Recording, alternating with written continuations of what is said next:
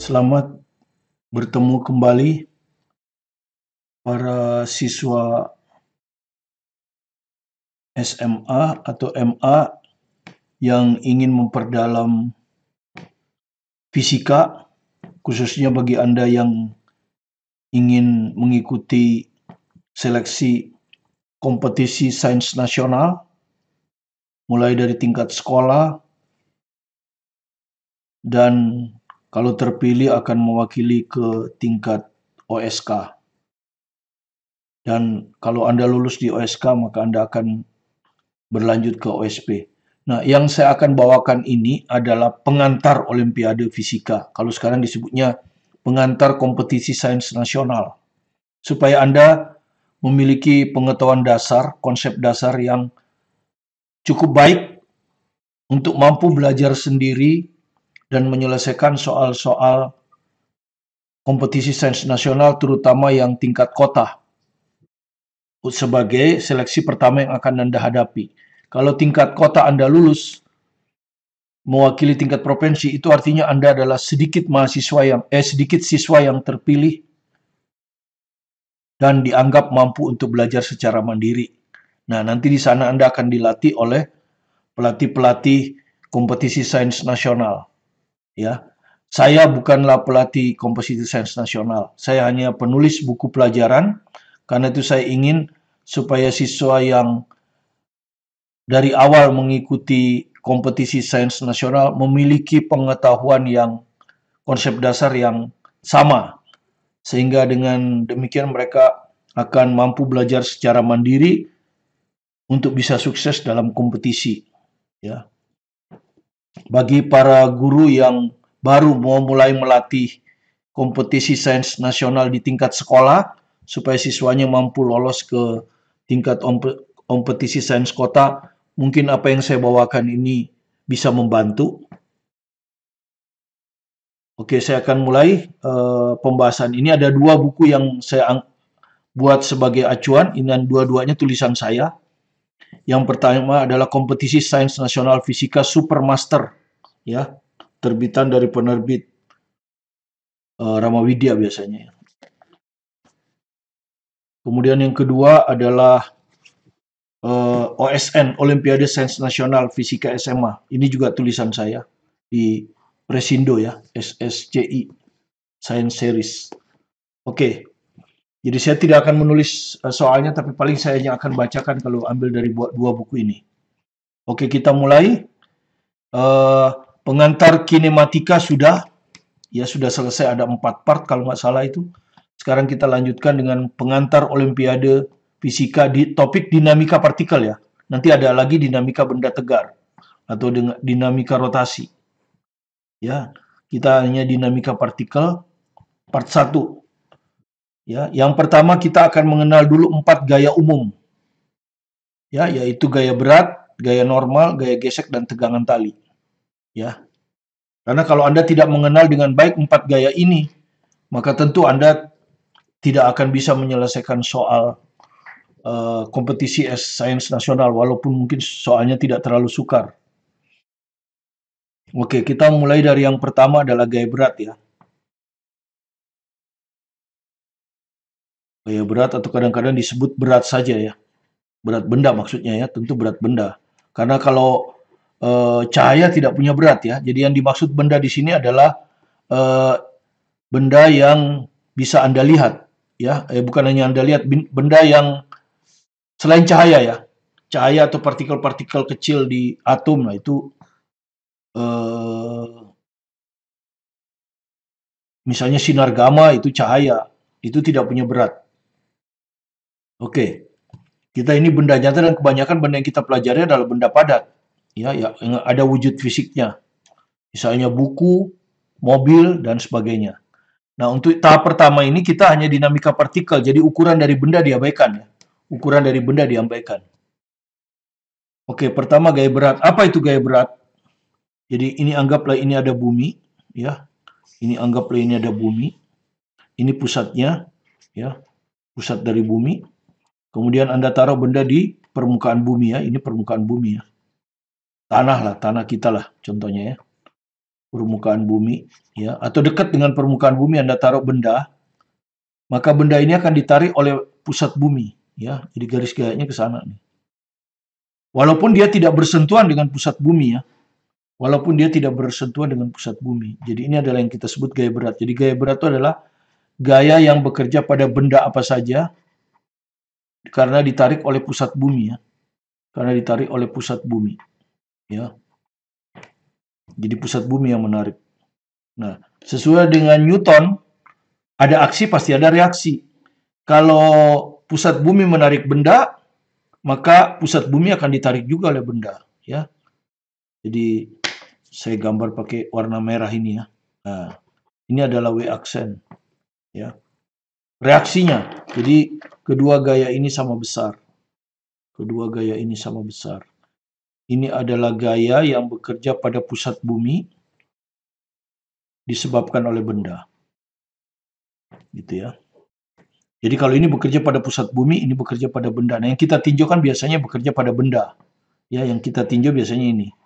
Karena yang kita lihat itu benda, bukan pusat bumi.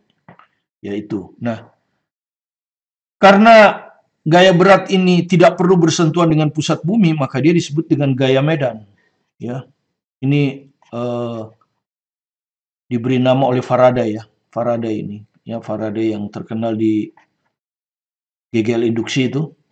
Ya, gegel induksi itu kan gaya yang tidak perlu bersentuhan. Ya, jadi dia sebut gaya medan. Ya, bukan gaya sentuh, ya. Gaya medan itu bukan gaya sentuh. Jadi tidak perlu bersentuhan.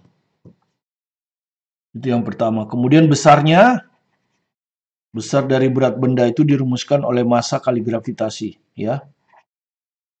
Massa benda kali gravitasi, ya. Kemudian arahnya selalu vertikal ke bawah. Arahnya selalu vertikal ke bawah. Ya, jadi itulah sebabnya kita selalu gambar seperti ini. Vertikal ke bawah. Ya. Bagaimanapun posisi benda, gaya berat selalu vertikal ke bawah. Itulah tentang gaya berat, ya.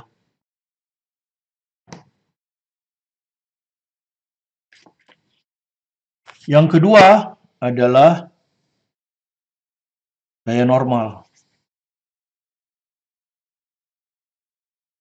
Oke, jadi kalau yang pertama itu gaya berat, yang kedua ini gaya normal. Normal itu artinya tegak lurus sebetulnya, tegak lurus. Jadi gaya normal adalah gaya vertikal bidang sentuh, ya. Jadi gaya vertikal bidang sentuh. Jadi dia ini gaya vertikal bidang sentuh. Bidang sentuh atau bidang kontak, ya. Gaya vertikal bidang sentuh atau bidang kontak. Jadi dua benda harus bersentuhan, ya. Misalnya kalau kita ambil, ini misalnya ada benda pertama, ini benda kedua, begini, ya. Ini benda pertama, ini benda kedua. Ini dia bersentuhan di sini kan? Nah, ini bersentuhan ini. Nah, di sini. Ini bidang sentuhnya, ya. Inilah yang kita sebut bidang sentuhnya. Untuk benda 1 dan 2, ya. Bukan dengan lantai. Lain lagi kalau dengan lantai, ya. Nanti aja. Sekarang persentuhan dua benda, bidang sentuhnya vertikal. Jadi kalau Anda lihat ini bidang sentuhnya vertikal. Ya. Jadi bidang sentuhnya ini vertikal. Nah, gaya normal adalah gaya vertikal bidang sentuh. Jadi kalau gaya bidang sentuhnya vertikal, gaya normal pasti horizontal, ya. Gaya normalnya pasti horizontal. Ya. Jadi kalau bidang sentuhnya vertikal, gaya normal pasti horizontal. Ya. Itulah disebut dengan, ya, jadi harus bersentuhan, ya. Jadi dia bukan gaya medan, tapi gaya sentuh atau gaya kontak. Jadi gaya normal adalah gaya vertikal bidang sentuh. Ya. Gitu. Jadi bidangnya harus bersentuhan, ya. Jadi bidangnya harus bidang bersentuhan. Jadi sebutnya gaya sentuh. Ya, bukan gaya medan. Kalau gaya berat itu gaya medan, gaya sentuh atau gaya kontak. Jadi kedua benda harus berkontak, ya, kontak secara fisik, bersentuhan langsung. Ya. Karena itu disebut gaya sentuh. Kemudian arahnya, kalau arah gaya berat selalu vertikal ke bawah, maka gaya normal arahnya tegak lurus bidang sentuh. Nah, seperti itu, ya. Oke, misalkan ini dua benda bersentuhan terus kita kasih gaya. Misalnya kita kasih gaya P dari kiri ke kanan. Beda dengan dari kanan ke kiri ya. Kita kasih dari kiri ke kanan. Apa yang terjadi nanti? Benda satu akan menabrak benda dua. Ya, karena dia bersentuhan. Di bidang sentuh ini. Ya, jadi kalau Anda gambar, ini adalah gaya normal yang bekerja pada dua disebabkan oleh satu. Ya, ini adalah gaya normal yang bekerja pada dua disebabkan oleh satu. Reaksinya, kan harus ada reaksinya. Reaksinya yang ini, ya. Yang ini. Ini reaksinya. Ini ya. Ini adalah gaya normal yang bekerja pada satu disebabkan oleh dua. Dan karena aksi reaksi dia sama besar. Perhatikan, sama besar. Tapi bekerja pada benda yang berbeda. N21 bekerja pada benda 2, N12 bekerja pada benda 1. Nah, ini disebut gaya normal, tegak lurus bidang sentuh. Ya, seperti itu. Kalau misalnya gayanya ada, bendanya ada 3 misalnya. Ya, bendanya ada 3. Ini benda pertama, ini benda kedua, saya gambar agak besar biar kelihatan, ini benda 3.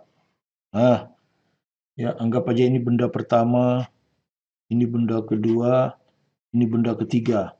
Kalau tadi kan gayanya kita kasih dari kiri ke kanan. Sekarang saya balik, bagaimana kalau gayanya dari kanan ke kiri? Nah, seperti ini.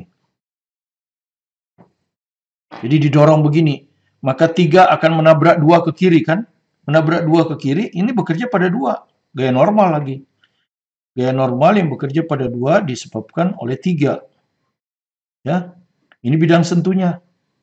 Anda perhatikan bidang sentuh vertikal, maka gaya normalnya horizontal. Nah, ini adalah gaya normal pada benda 2 disebabkan oleh 3. Reaksinya ya tentu di sini ya, saya gambar titik-titik aja. Nah, ini adalah N3 karena 2. Ini aksi reaksi ini. Besarnya sama. Cuma kalau ini 3 mendorong 2, bekerja pada 2, ini 2 mendorong 3. 2 mendorong 3. Jadi bekerjanya di 3. Jadi yang pertama ini bekerja ya. Jadi kalau ditulis N32 itu artinya gaya yang bekerja pada benda 3 disebabkan oleh benda 2. Kalau ditulis N23 itu artinya gaya yang bekerja pada benda 2 disebabkan oleh benda 3. Nah, ini aksi reaksi. Sama besar, bekerja pada benda yang berbeda. Sekarang 2 akan menabrak 1 ke kiri. Itu. Dia akan menabrak 1 ke kiri. Nah, ini adalah N1, gaya yang bekerja pada benda 1 disebabkan oleh benda 2. Ya, reaksinya adalah ini. Nah, reaksinya ini, ya. Ini adalah N yang bekerja pada benda 2 disebabkan oleh 1. Dan ini juga aksi reaksi sama besar. Sama besar tapi bekerja pada benda yang berbeda. Yang merah ini yang merah ini bekerja pada benda 2 disebabkan oleh 1. Yang kiri ini adalah gaya normal yang bekerja pada benda 1 disebabkan oleh benda 2. Nah, itulah gaya normal ya. Gaya yang tegak lurus bidang sentuh. Di sini kita mulai dari bidang sentuh vertikal. Maka gaya normalnya horizontal. Ya. Bagaimana kalau benda di atas lantai atau di atas tanah? Nah, ini bendanya, ya. Ini benda, ini lantainya. Ya, ini bendanya. Apa yang terjadi? Bidang sentuhnya horizontal. Jadi kalau Anda lihat ini bidang sentuhnya horizontal. Ya. Bidang sentuhnya horizontal. Ya, bidang sentuhnya horizontal. Maka gaya normalnya harus vertikal. Ya, harus vertikal. Ya, dan ini kontak secara fisik dengan lantai. Maka benda ini akan menekan lantai ke bawah. Ya, agak di bawah sini saya gambar. Nah, ini adalah gaya normal yang bekerja pada lantai. Bekerjanya pada lantai. Disebabkan oleh benda. Ya, arahnya vertikal. Karena bidang sentuhnya horizontal. Jadi Anda lihat.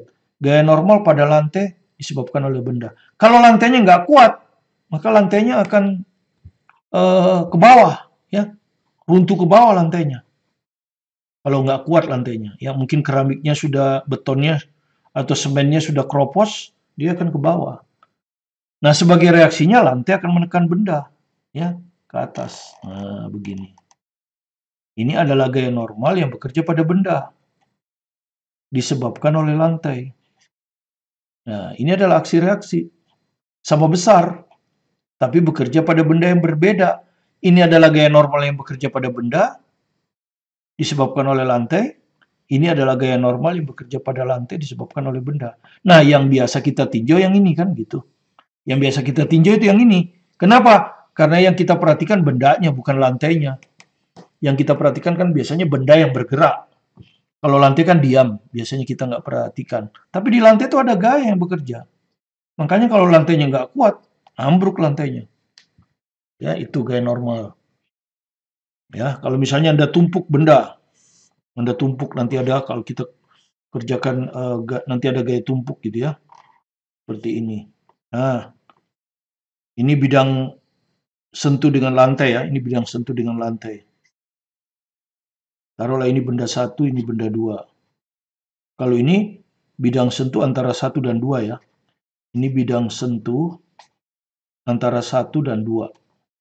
Horizontal. Maka gaya normalnya harus vertikal. Ini bidang sentuh antara satu dan lantai. Horizontal. Maka gaya normal di sini harus vertikal. Ya, seperti itu. Jadi pertama apa? Misalnya kita mulai dari satu. Benda satu akan menekan lantai ke bawah. Nah, kan begitu ya. Ini bekerja pada lantai. Disebabkan oleh benda satu. Reaksinya tentu berlawanan arah kan. Nah, begini. Nah, ini adalah N1 disebabkan oleh lantai. Vertikal ya, karena bidang sentuhnya horizontal. Bidang sentuhnya horizontal. Oke, ini aksi reaksi jadi sama besar. Bekerja pada benda yang berbeda ya. Ini bekerja pada benda satu. Satu didorong ke atas, lantai didorong ke bawah. Nah, yang kita tinjau biasanya benda satu. Jadi yang kita gambar hanya ini. Ini nggak kita gambar. Karena ini tidak bekerja pada benda satu. Nah, sekarang antara satu dan dua gimana? Ya, saya gambar agak ke kiri di sini ya. Walau harusnya dia di tengah, tapi kita gambar agak ke kiri. Dua akan menekan satu ke bawah. Oke, kita gambar dengan warna berbeda ya. Ini. Dua akan menekan satu ke bawah. Kecil-kecil aja lah ya. Nah, begini. Dua akan menekan satu ke bawah. Ini adalah N1 disebabkan oleh dua. Jadi perhatikan. Ini bekerja pada benda satu. Nah, reaksinya. Ini reaksinya. Nah, ini bekerja pada dua. Disebabkan satu. Gitu. Jadi kalau Anda meninjau benda dua, maka gaya normalnya itu yang hijau. Yang merah jangan digambar. Kalau ninjau benda dua ya. Kalau Anda ninjau benda satu, gaya normalnya ada dua. Yang satu ini, N12, yang satu lagi ini, N1 lantai. Ya. Kalau Anda tinjau benda satu, gaya normal ada dua. Ya, ini sama. Nah, ini gaya aksi reaksi. Nah, seperti ini. Ya, kalau benda tumpuk. Terus, kalau miring bagaimana? Ya, misalnya nanti kita ada bidang miring, gitu ya. Ya, ya, ini ada benda. Nah, ini bidang miring kan, bidang sentuhnya miring ya. Bidang sentuhnya miring. Ya, gaya normal juga akan miring, begini arahnya kan, tegak lurus. Benda ini akan menekan bidang ke bawah sini. Nah, ini adalah N yang bekerja pada bidang disebabkan oleh benda. Ya, tegak lurus ini. Kalau Anda gambar ini tegak lurus ya. Saya gambar agak ke bawah biar Anda tahu ini kerjanya di sini, bukan di benda. Kemudian reaksinya akan bekerja di benda ini kan. Nah, ini. Inilah reaksinya. Ini yang bekerja pada benda. Disebabkan oleh bidang. Ya, ini. Ini sama besar ini. Aksi reaksi. Kalau ini bekerja pada bidang, biasanya nggak kita tinjau. Kalau kita tidak tinjau bidang, ini nggak kita gambar. Tapi nanti kita akan meninjau juga bidang, gerak pada bidang. Ya, nanti kalau ada gerak relatif, sementara ini tidak. Nah, kalau di SMA biasanya cuma kayak ini. Karena gerak relatif biasanya jarang terjadi ya di SMA. Tapi kalau di KSN justru gerak relatif yang sering ya. Oke, sementara gerak relatif nggak usah dulu. Jadi biasanya kalau kita gambar benda yang kita tinjau gaya normal ini. Oke, itu gaya normal ya. Nah, kalau Anda tanya gaya berat ya, dimanapun gaya beratnya akan, di sini ada gaya berat kan, dia akan tegak lurus ke bawah. Reaksinya bukan di bidang, tapi di bumi.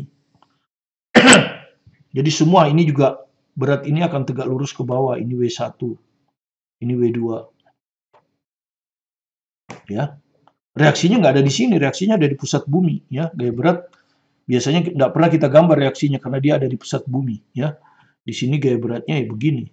Ya, jadi gaya berat di sini jelas, gaya berat selalu ke bawah. Ya, tidak peduli posisi benda seperti apa, kita selalu gambarnya vertikal ke bawah. Itu gaya berat. Oke, itulah pemahaman antara gaya normal dan gaya berat. Ya, jadi kalau saya ulang lagi, gaya berat adalah gaya yang bekerja pada benda disebabkan oleh pusat bumi. Arahnya selalu vertikal ke bawah. Gaya normal adalah gaya sentuh yang tegak lurus bidang sentuh. Kalau bidangnya vertikal, bidang sentuhnya gaya sentuhnya horizontal. Kalau bidang sentuhnya vertikal, gaya normalnya horizontal.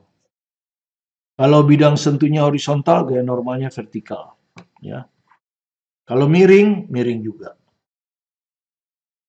Oke, sekarang kita kerjakan dulu soal ya. Satu soal teori saja ya. Kita karang aja sendiri. Ya. Misalnya ini soal ya. Ini ada bidang. Anggap aja licin supaya kita tidak urus gesekan ya. Licin itu artinya tidak perlu ada gaya gesekan. Gaya gesekan akan kita bahas setelah ini. Jadi anggap aja nggak ada. Terus taruhlah bendanya ada 3 ya. Bidang sentuh vertikal dulu ya. Seperti tadi. Nah, ini. Nah, beginilah. Nah, seperti ini. Ya. Ini benda 1 M1. Ini benda 2 M2. Ini benda 3 M3. Nah, misalkan M1-nya itu M gitu ya. Ya, M. M2-nya 2M. Ya, urut aja. M3-nya 3M. Seperti gini, ya. M3-nya 3M.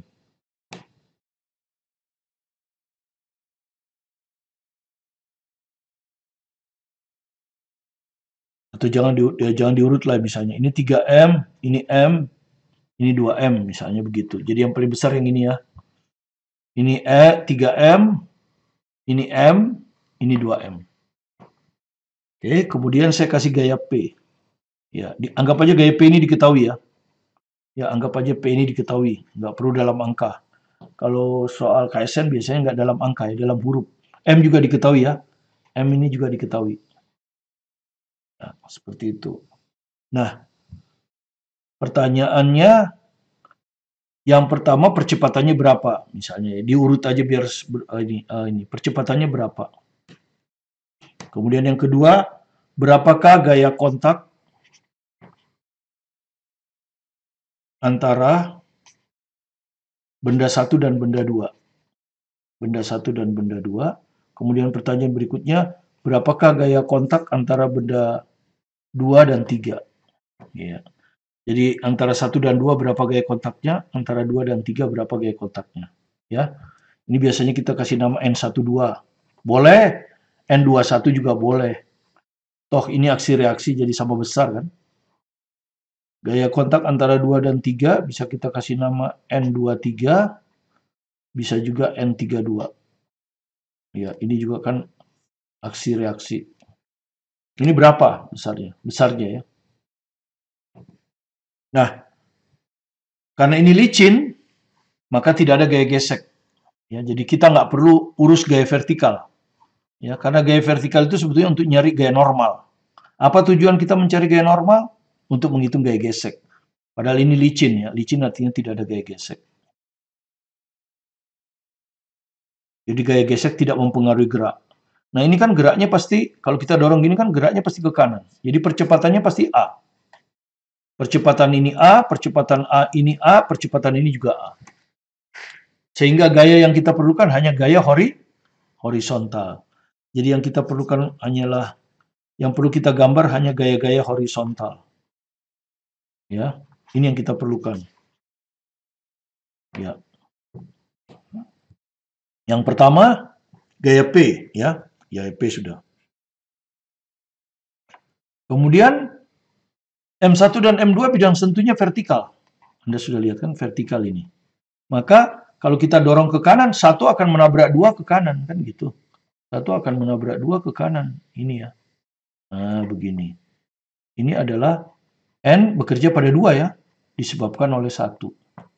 Tadi Anda sudah tahu reaksinya, tentu yang ini ya, digambar warna berbeda aja biar tahu, tapi besarnya sama. Nah ini, besarnya sama, karena aksi reaksi. Ini N21, ini N12. Kan gini. Kemudian nanti 2 akan mendorong 3. Nah, gaya sentuh lagi, harus vertikal kan. Kalau bidang sentuhnya vertikal, maka gaya normalnya horizontal. Ini adalah gaya normal pada 3 disebabkan oleh 2. Nah, reaksinya tentu yang kiri ini kan. Nah, ini adalah N2 karena 1. Sudah, ini tidak ada lagi. Yang dia dorong udara. Udara diabaikan. Sudah kita gambar tuh gaya-gaya horizontal. Yaitu P, N12, ya, N21,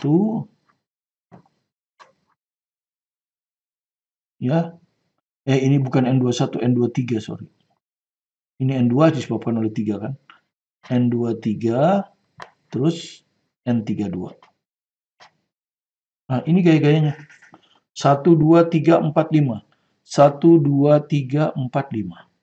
Kemudian karena dia kita dorong ke kanan, kita anggap aja arah ke kanan ini positif. Ya, jadi P ke kanan positif. N12 ke kiri ya, ini nanti min. N21 ke kanan plus. N23 ke kiri min. N32 plus. Ya, perhatikan P dan N12 ini bekerja pada M1. Ya, lihat pada M1 nih 1. Ini bekerja pada M1. Ini bekerja pada M2. Ini bekerja pada M2. Ya, ini bekerja pada M2 ini. Nah, di M3 cuma 1. Ini M3. Ya, seperti itu. Ya, sini kita gambar semua karena yang kita perhatikan semuanya. Oke, baru kita pakai hukum 2 Newton. Saya tidak ini karena di SMA sudah ya. Hukum 2 Newton adalah resultan gaya. Kebetulan di sini anggaplah arahnya bergerak ke horizontal ya. Horizontal. Biasanya ada yang sebut sumbu X. Nggak ada masalah ya. Ya. Nah, yang kita tinjau, ini yang kita tinjau M1, M2, M3 kan? Seluruhnya. Kita tinjau seluruhnya ya. Ini yang kita tinjau M1, M2, M3 sebagai satu sistem. Maka ini masanya harus dijumlahkan. M1 tambah M2 tambah M3. Gini ya. Dikali percepatan A. Seperti ini. Ya. Oke. Nah, sekarang kita masukkan. Ini sudah gayanya kita udah gambar. Tinggal di plus P. Tinggal diikuti aja ini. Min N12. Itu. Ini plus. Plus itu ke kanan ya. Plus. Ini min. Ya, jadi Anda perhatikan min itu ke kiri tuh. N23 ke kiri tuh. Min. Ini plus lagi. Harus sama dengan M1 plus M2 plus M3 berapa ini? 3 tambah 1, 4, 6 ya. 6M. Kali A. Nah, ini 6M ini. Oke, sekarang Anda lihat. N12 dengan N21 sama besar, berlawanan arah. Hilang. Ya, hilang ini. Berlawanan arah. N23 dengan N32. Ini kan N23. Ini N32. Ya, ini juga min plus berlawanan arah, hilang. Sehingga akhirnya bisa P diketahui kan, M diketahui. Jadi akhirnya kita bisa temukan A adalah P per 6M. Nah, seperti ini. Ya. Jadi diketahui sudah percepatannya.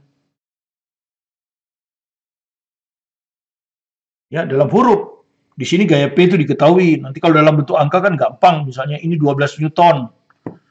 Ya, M-nya misalnya 2 Newton. Ya toh? Maka hasilnya A-nya sama dengan 1. Ya, jadi kita nggak main angka, main huruf. Kalau itu bedanya, kalau KSN biasanya main huruf. Supaya orang tidak usah bingung dengan angka. Oke, pertanyaan pertama selesai kan? Ini selesai. Pertanyaan yang kedua kita disuruh ngitung N12 atau N21. Nah, Anda lihat N12 itu ada di M1. Kalau N21 itu ada di M2. Jadi ini ada di M2. Ini ada di M1. Gitu. Kalau Anda hitung N21, nanti Anda perlu N23. Ya, di M2 kan ada 2 gaya. Ini kalau kita mau hitung ini harus diketahui. Tapi N23 nggak diketahui kan? Nggak diketahui. Yang diketahui A sama P. Jadi nggak bisa. Jadi kita tinjau yang ini. Jadi tinjau M1. Nah, tinjau M1. Kalau Anda gambar ulang, M1 itu seperti ini. Ini yang M1 aja. Digambar ulang ya. Ini. Anda lihat, ini M1 saja ya. Ada berapa gaya yang bekerja pada M1? Hanya ada 2. 1 P, ya, ke kanan, plus satu lagi nih, N12 ke kiri, merah itu ya. Nah, ini. N12. Min, nah, karena ke kiri. Kemudian percepatannya diketahui kan? Ya, percepatannya A. Dan A ini sudah kita hitung. P per 6M. Artinya udah dianggap diketahui sekarang. Nah, jadi Anda lihat semua diketahui kecuali N12. Jadi kita pakai rumus lagi sekarang. Tinjau M1 ya. Pada gaya horizontal. Jadi sigma F pada gaya horizontal atau sumbu X khusus untuk M1 saja. Ya, maka dia akan sama dengan M1 kali A. Kalau yang kita tinjau M1, M2, dan M3, maka masanya adalah jumlahnya. M1 plus M2 plus M3. Nah ini M1 ya M1 aja. Ya, M1 saja. Nah gaya horizontal ada 2 kan? 1 P, diketahui sudah, plus P. Satu lagi min, ini yang kita perlu kan? Min N12. Nah, ini yang perlu kita cari itu ini. Gaya kontak antara 1 dan 2. Sama dengan M1-nya berapa? 3M. Ya, M1 ini 3M. 3M. A-nya masukkan nih, P per 6M. Nah, seperti ini. Ya toh? Maka kalau Anda hitung, ini. Nah, ini tinggal, ini pindah ke sana kan? Ini pindah ke sini. Jadi P dikurangi setengah P sama dengan N12. Nah, dari sini kita dapat N12 sama dengan setengah P. Sudah, dapat. Ya. Jadi gaya kontak antara 1 dan 2 itu setengah P. Kalau P-nya 12 Newton, ya dia 6 Newton. Kan gitu. Jadi pertanyaan B-nya selesai. Ya, yang ini. Ya. Pertanyaan ketiga, gaya kontak antara 2 dan 3. Jadi N23 atau N32. Nah, Anda bisa lihat N23 ada di M2, N32 juga ada di M3. Ya, Anda bisa hitung dari dua-duanya. Tentu yang paling mudah dari M3 karena cuma satu gaya. Ya, jadi kita bisa begini nih. Kita bisa ngitung N32 dengan meninjau M3.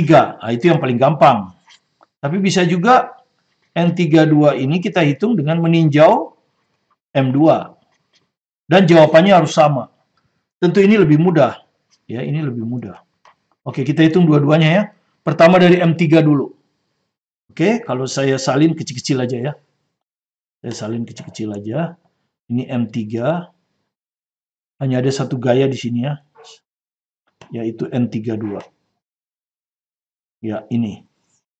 Percepatannya A. Jadi pakai hukum Newton lagi. Sigma F sama dengan M3 saja kali A. Nah, gayanya cuma satu aja ke kanan, plus. Jadi plus N32 sama dengan M3-nya berapa? 2M kali A. A-nya udah tahu nih. P per 6M. Ya, Anda hitung. Nah, Anda akan dapat N32 adalah 2 per 6 sepertiga P. Nah, ini, Anda dapat ini. Ini adalah gaya kontak antara 3 dan 2. Sepertiga P. Oke? Nah, sekarang kita, penasaran, kita hitung dari M2. Ya, saya nggak usah gambar. Lihat aja di gambar ini. Gayanya ada 2 ya. Jadi kita langsung aja. Sigma F sama dengan M2 kali A. Ini plus, ya, saya nggak akan gambar. Ini plus N21. Ya, ini yang ditanya. Kurang N23. Sama dengan M2, M ya. M2-nya M. A-nya P per 6M. P per 6M. Oke. N21 diketahui ya. Sudah kita hitung sebelumnya. Makanya kalau mau ngitung ini N21 harus dihitung dulu. Ya kebetulan udah kita hitung sebelumnya. Kalau belum kita hitung kan kita berarti 2 kali. Sudah dari sini kita ke sini. Lama kan? Ya, ini kebetulan sudah kita hitung. Ya, jadi makanya saya bilang ini lebih sukar. Ya, karena kita harus hitung dulu N21. Jadi kita ke sini dulu. Ini setengah P. Dikurang, ini yang ditanya kan. N23. Sama dengan ini coret. Ya, P per 6. Maka nanti ini pindah ke sini, ini pindah ke sini kan. Ini per 6, jadi ini dibikin 3 per 6. 3 per 6P.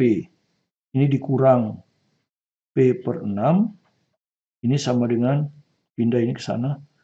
N23 ya. Jadi ini pindah ke sana. Nah, kalau Anda hitung ini kan 2P per 6 ya.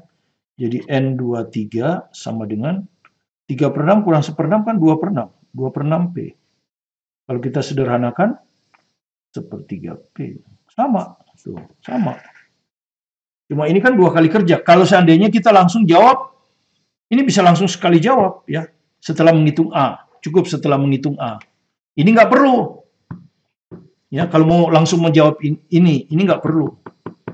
Tapi ini kan kita jawab karena pertanyaan sebelumnya. Maka tanpa ini kita bisa hitung. Tapi kalau Anda mau pakai M2, tinjau M2, maka Anda harus hitung ini. Jadi ke sini dulu baru ke sini. Sangat panjang. Ya, tapi apapun yang Anda tempuh, tentu jawabnya sama. Tapi Anda tentu akan memilih ini dong ya. Karena kita kan masalah waktu juga. Ya. Masalah waktu juga penting. Oke, saya rasa mudah-mudahan satu soal ini mewakili antara pemahaman gaya normal ya. Gaya normal. Kalau gaya berat nanti akan muncul di gaya gesek, ya kan? Oke. Kita lanjutkan dengan yang ketiga, gaya gesekan. Ya. Jadi kalau gaya normal itu gaya tegak lurus bidang sentuh, kalau gaya gesekan ini adalah gaya sejajar bidang sentuh ya. Gaya sejajar bidang sentuh. Ya, sejajar. Dan cenderung melawan arah gerak relatif. Ya. Cenderung berlawanan dengan arah gerak relatif.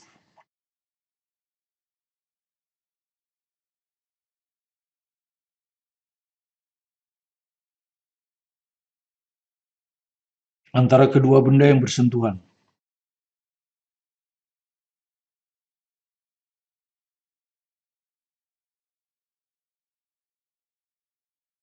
Jadi ini juga termasuk gaya sentuh ya. Jadi ini juga gaya gesekan ini juga termasuk gaya sentuh. Jadi harus bersentuhan secara fisik seperti gaya normal. Ya, cuma bedanya kalau gaya normal tegak lurus bidang sentuh, gaya gesekan sejajar bidang sentuh. Ya, itu jadi gaya sentuh dan arahnya sejajar bidang sentuh. Ya, itu gaya gesekan. Oke. Kemudian ada dua jenis gaya gesekan. Ada dua jenis gaya gesekan. Ini yang penting ya. Yang pertama itu gaya gesekan kinetik, sebutnya FK. Ya, ini adalah gaya gesekan yang bekerja pada dua benda yang bersentuhan yang saling bergerak satu sama lain. Saling bergerak satu sama lain. Gitu. Saling bergerak satu sama lain. Ya. Biasanya geraknya tentu gerak lurus, ya, gerak lurus. Saling bergerak bergesekan ya. Itu gaya gesek kinetik. Jadi misalnya ini ada jalan, ini ada benda seperti ini. Bedakan ya dengan ada jalan dan ada roda, beda. Kalau roda itu titik sentuhnya hanya titik dan titik ini hampir dianggap tetap. Sehingga kalau di sini tidak slip, gaya gesekannya adalah gaya gesek statik ini. Bukan gaya gesek kinetik, tapi gaya gesek statik. Karena titik sentuh itu dianggap hampir tetap ya, dia hanya titik bersentuhan. Beda dengan ini, kalau ini bidang sentuhnya sepanjang ini. Sehingga kalau Anda tarik ke sana, Anda kasih gaya ke sana, apa yang terjadi? Benda ini akan menggesek lantai kemana? Kalau Anda dorong. Ya, kalau Anda dorong begini. Nah, ya, Anda rasakan. Ya, kalau Anda dorong begini, maka tangan Anda akan menggesek bidang ke sana. Nah, ini gaya geseknya. Ya, kalau Anda sudah dorong ya, bergerak ya, bukan diam. Kalau diam gaya gesek statik. Ini Anda dorong dan bergerak ya. Ya, dan ini bergerak ke kanan. Ini gaya geseknya akan ke kanan. Maka ini bekerja pada lantai ya. F ini bekerja pada lantai. Disebabkan oleh benda. Bekerja pada lantai. Yang kita tinjau kan bukan lantai. Yang kita tinjau benda. Nah, benda ini anunya, reaksinya. Yang ini. Nah, yang ini reaksinya ini. Ini yang F gesekan yang kita tinjau. F benda karena lantai. Nah, kalau bergerak ini kita sebut gaya gesek kinetik. Kalau diam, kita sebut gaya gesek statis. Tapi kalau roda bergerak di jalan dan tidak slip, maka gaya geseknya adalah gaya gesek statik. Ya, walaupun dia bergerak, ya, berputar tapi titiknya bisa dianggap diam kalau dia tidak slip. Ya, diam sesaat maksudnya di sini. Jadi untuk roda itu gaya gesekannya gaya gesekan statik. Ya, walaupun dia bergerak terhadap jalan. Tapi kalau benda seperti ini dia bergerak, pasti gaya gesek kinetik. Kalau dia diam, gaya gesek statik. Jadi gaya gesek kinetik itu harus ada gerak relatif. Ya, harus ada gerak relatif. Oke. Nah, ini kenapa kita sebut gaya gesekan? Ini bidang sentuhnya sejajar. Ya, bidang sentuhnya horizontal. Ini bidang sentuhnya. Ini. Ya, horizontal. Maka gaya geseknya juga horizontal. Anda lihat, gaya gesek di jalan ke kanan, ya, atau lantai ke kanan, gaya gesek di benda ke kiri. Tapi sejajar ya dengan bidang sentuh. Seperti itu. Ya. Nah, kalau dia diam disebutnya gaya gesek kinetik kan gitu. Gaya gesek statik. Kalau benda itu diam ya. Ya, ini diam relatif. Kalau ini bergerak relatif, gitu. Kalau ini bergerak relatif, gitu. Kalau ini diam relatif.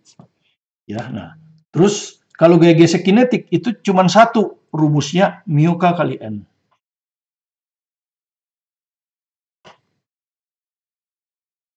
Jadi gaya gesek kinetik itu rumusnya mu K kali N.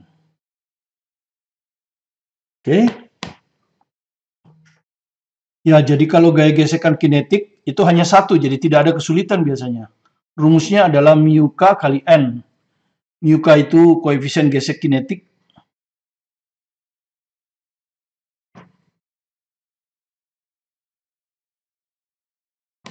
Dan itu gaya normal, Anda sudah tahu ya. Besar gaya normal. Ya. Jadi besarnya tetap. Ya, tetap ya. Jadi gaya gesek kinetik itu dianggap besarnya tetap. Sementara kalau gaya gesekan statis, itu rumusnya berubah dia. Ya.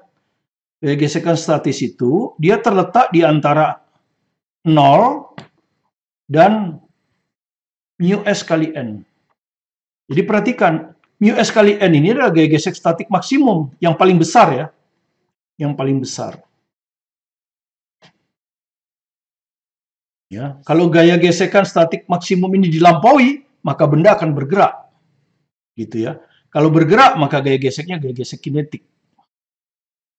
Seperti itu. Jadi, hati-hati, gaya gesek statik itu tidak selalu harus maksimum. Dia bisa di antara 0 sampai mu S kali N. Nah, tapi gaya gesek statik maksimum jelas lebih besar dari gaya gesek kinetik. Jelas. Ya, lebih besar. Sehingga dari sini jelas mu S lebih besar dari mu K. Ya, jadi kalau nanti ada diketahui koefisien gesek 0,2 dan 0,4, maka yang kecil ini pasti maksudnya mu K. Yang besar ini pasti maksudnya mu S. Ya, selalu seperti itu. Ya. Jadi itu yang penting Anda perhatikan ya, ada dua jenis gaya gesekan. Ya, kalau makanya nanti diperhatikan juga di pelajaran SMA ya, itu ada rekamannya di sana. Maksudnya ada video pembelajarannya. Jadi kalau ini gaya yang kita berikan, seperti ini kan. Nah, ini gaya yang kita berikan, ini adalah gaya statik maksimum. Gitu ya. Ini adalah gaya yang kita berikan. Ya. Gaya yang kita berikan misalnya P ya. Misalnya kita dorong dengan gaya P begini. Ya, gaya geseknya ke sana toh. Nah, jadi ini mulai dari 0. Kalau gaya gesek, gaya yang kita berikan 0, gaya gesek, ini gaya gesek. Gaya gesek juga 0. Ya kan? Kita berikan di sini, gaya geseknya juga di sini. Misalnya ini misalnya nilainya 10, ini juga 10. Sampai suatu waktu maksimum, misalnya maksimum itu 20. Misalnya. Nah, kalau gaya P kita lebih dari 20, dia bergerak. Jadinya agak turun sedikit begini. Nah, baru dia konstan. Nah, inilah yang kita sebut gaya gesek kinetik. Ini yang FK itu. Yang ini yang FK. Mu K kali N. Nah, Fs maksimum yang ini. Nah, ini. Bukan yang ini. Kalau ini Fs. Yang Fs maksimum di sini. Nah, ini yang sama dengan mu S kali N. Ya kan? Ini mu S kali N. Seperti ini ya grafiknya ya. Kalau Anda belajar di SMA itu. Jadi kalau gaya dorong kita 0, gaya gesek 0. Membesar terus sesuai dengan gaya yang kita berikan. Suatu waktu gaya yang kita berikan sama dengan gaya gesek statik maksimum. Maka saat itu dia akan berubah, akan bergerak. Sedikit lebih besar dari Fs maksimum, dia akan bergerak. Tapi begitu bergerak, gaya dorong kita lebih kecil. Karena yang kita lawan adalah gaya gesek kinetik. Yaitu terasa kalau kita mendorong mobil mogok. Ya, seperti itu. Jadi kalau di sini dia sudah bergerak. Ya, makanya ini disebut kinetik. Yang ini ke sini disebut statik. Jadi ini statik, ini kinetik. Oke, itu kira-kira seperti itu. Ya, harus dibedakan dulu antara gaya gesek kinetik dan gaya gesek statik. Oke. Ya, gambarnya seperti ini kalau ada dua. Ya. Bagaimana kalau Anda tumpuk benda? Ya, nanti ada gaya tumpuk. Seperti tadi. Cuman kalau tadi gaya normal, sekarang gaya horizontal. Ini terhadap lantai. Taruhlah lantainya kasar. Jadi di sini ada gesekan ya. Ini anunya, bidang sentuhnya kan. Ini bidang sentuhnya. Misalnya Anda dorongnya ke sana. Maka apa yang terjadi? Ketika Anda mendorong benda ke sana, maka benda ini akan cenderung bergerak ke kanan, menggesek kan? Dia akan menggesek ke kanan sini. Ya, dia akan menggesek sini. Di sini ya. Dia akan menggesek ke sini. Ini adalah gaya gesekan yang bekerja pada lantai. Ya, ini bekerja pada lantai. Disebabkan oleh benda. Ya, kalau saya singkat FLB lah ya, nanti. FLB. Ini gaya gesek. Bekerja pada lantai. Ya, horizontal kan? Karena bidang sentuhnya horizontal. Dia juga horizontal. Nah, yang bekerja pada benda satu gimana? Oke, ini benda satu ya. Jadi ini benda satu. Atau kita sebut aja FL1 begitu ya. Ya. Maka lantai akan menggesek benda satu. Nah, gaya geseknya ke kiri. Nah, begini. Nah, ini adalah F yang bekerja pada satu disebabkan oleh lantai. Nah, ini aksi reaksi ini. Nah, kalau kita tinjau benda satu, ini kita gambar. Ini tidak. Ini tidak pernah kita gambar. Oke, sekarang antara benda satu dan benda dua ada bidang sentuh juga ini, horizontal. Ya, maka gaya gesek di sini juga akan horizontal. Apa yang terjadi ketika Anda dorong ya benda tumpuk? Anda rasakan ya. Anda ini misalnya benda yang bawah ya. Ini benda yang bawah, ini benda yang bawah, ini benda yang atas. Apa yang terjadi kalau ketika kedorong? Ya, Anda akan menggesek ke kanan. Jadi benda satu akan menggesek dua ke kanan ini, ya. Benda satu akan menggesek dua ke kanan sana. Nah, ini adalah gaya gesek yang bekerja pada dua disebabkan oleh satu. Ya, jadi karena ini didorong ke sini, maka satu akan menggesek dua ke kanan. Bekerja pada dua. Reaksinya yang ini. Nah, ini adalah gaya gesek pada satu disebabkan oleh dua. Nah, ini aksi reaksi. Bedanya ini bekerja pada satu, ini bekerja pada dua. Jadi kalau yang Anda gambar dua, yang Anda gambar hanya ini. Ini enggak. Tapi kalau yang Anda gambar yang satu, maka gaya geseknya ada dua. Satu ini ke kiri, ini juga ke kiri. Ya, seperti itu. Itu gaya gesek. Ya. Karena kita dibatasi waktu, jadi untuk part 1 ini kita akhiri dengan teori gaya gesek. Ya. Soalnya kita akan masuk pada part kedua. Jadi kalau Anda masih penasaran tentang gaya gesek ini, silakan saksikan part 2. Ya, yang kita akan cerita tentang gaya gesekan dan kemudian kita buat soal-soalnya. Dan di part 3 nanti adalah tegangan tali. Ya, tegangan tali. Kemudian sudah lengkap, gaya berat ada, gaya normal ada, gaya gesek ada, tegangan tali ada, sehingga kita bisa banyak belajar soal sampai ke part 4. Jadi itulah 4 part yang akan merupakan dasar dari dinamika partikel. Jika Anda memang berniat untuk mengikuti KSN atau ingin belajar fisika secara mendalam, silakan dipelajari pengantar Olimpiade Fisika SMA ini. Terima kasih Anda telah berkunjung ke video pembelajaran kami. Bagi yang belum subscribe, boleh di-subscribe, like, komen, dan share, supaya Anda tidak ketinggalan dengan materi berikutnya yang akan kami upload. Tetap semangat belajar mandiri di rumah. Sukses bersama Anda, saya, Martin Kanginan.